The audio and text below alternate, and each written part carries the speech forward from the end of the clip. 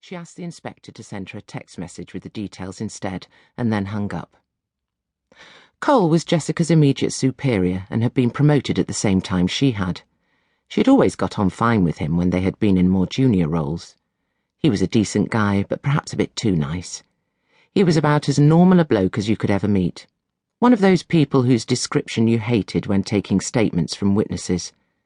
He was average height and weight, with sensible short brown hair, and always wore regular, unassuming clothes. He didn't wear glasses or sport any distinguishing scars or facial hair.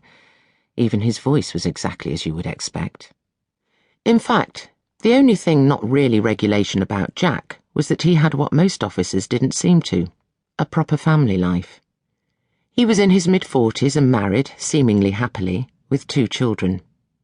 He had family days out with them, still took his wife out for meals and to the cinema, and booked his time off sensibly so they could all have weekends away together. Unlike pretty much every other officer, he didn't drink, and Jessica had never heard him swear. Perhaps that was normal to most people, but it was anything but for the job they had. Cole liked working from his desk and saw any real interaction with criminals, witnesses, or anyone outside of the station as something he would rather not be involved with. To some, it showed he didn't like to get his hands dirty, but Jessica understood he had strengths in different areas.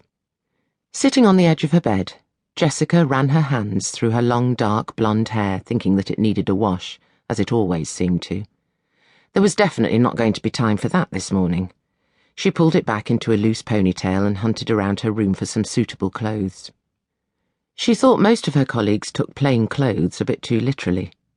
Even the younger blokes seemed to take the title detective as a chance to start clocking up department store loyalty points with a wardrobe seemingly consisting of identikit dull suit jackets and pairs of chinos.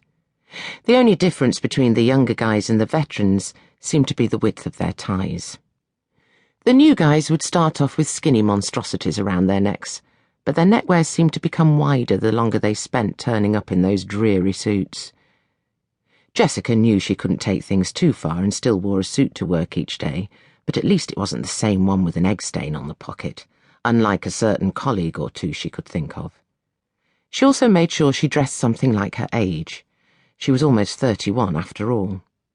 Hunting through her wardrobe, Jessica pulled out a light grey suit to put on, and just to be a hypocrite, a blouse straight from the floor. Jessica lived in the Hume district just south of the main centre of Manchester. It wasn't too bad, far enough away from the pubs and clubs and full-on student areas to be able to sleep through the early hours, and only 10 minutes' drive to her team's Longsight base. Far more important than all of that was the fact that it was close enough to the Curry Mile to pick up a good madras without too much hassle. Cole had messaged Jessica an address in Gorton, in the east of the city. It took her just over 15 minutes to drive, despite the roads being fairly quiet. There wasn't too much in the way of traffic, but, as ever, the traffic lights constantly seemed to be red. She also nearly ran over some student type who looked like she was making the dreaded Saturday morning walk of shame. There didn't seem to be any other reason for a girl in a short purple dress to be walking barefooted across a main road, holding impossibly tall heels in her hand.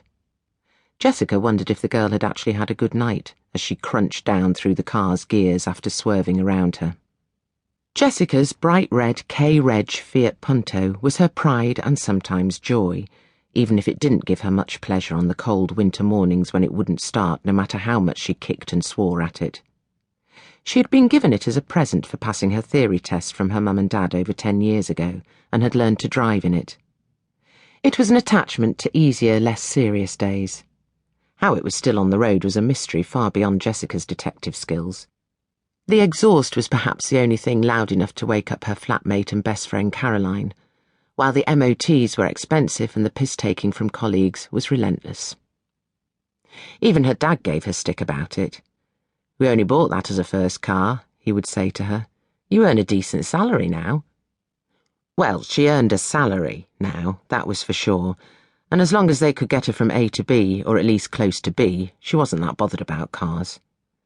In an emergency, she had access to the patrol's pool of vehicles and, rusting heap or not, it was at least her rusting heap.